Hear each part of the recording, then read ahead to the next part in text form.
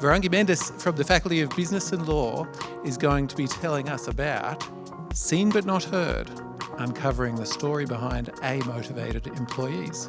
Good luck, Virangi. Self-determination theory says that motivation comes in 3 different forms.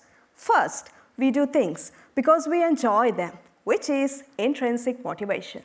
Second, we do things to get rewards or to avoid punishments, which is extrinsic motivation. And third, we do things for no good reason, which is a motivation. Why are you at the 3MT Grand Final today? Is it because you're passionate about research? That's intrinsic motivation.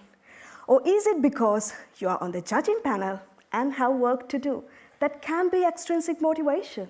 But do we have any unmotivated ones, attending without a purpose or interest?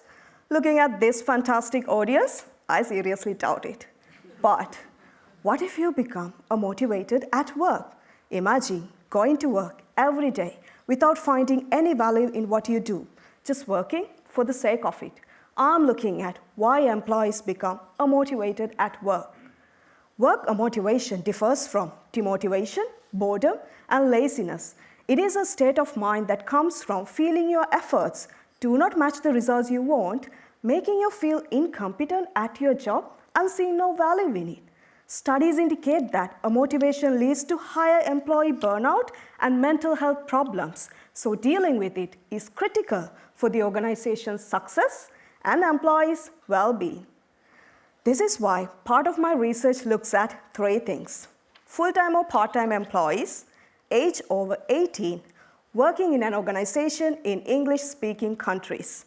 Using both surveys and interviews, I'll ask them 2 questions. 1, what job-related factors do they experience at work? For instance, I'll ask about their work pressure and supervisor support. 2, how confident are they that they can do a good job? That's self-efficacy.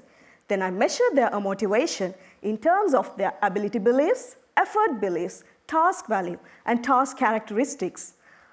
It is possible that my research could reveal that employees are more motivated when job-related factors do not satisfy their needs.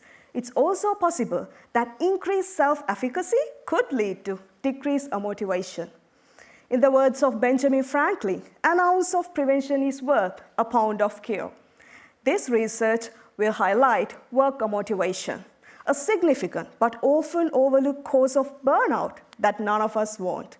So this research will make motivated employees not only seen, but also heard. Thank you.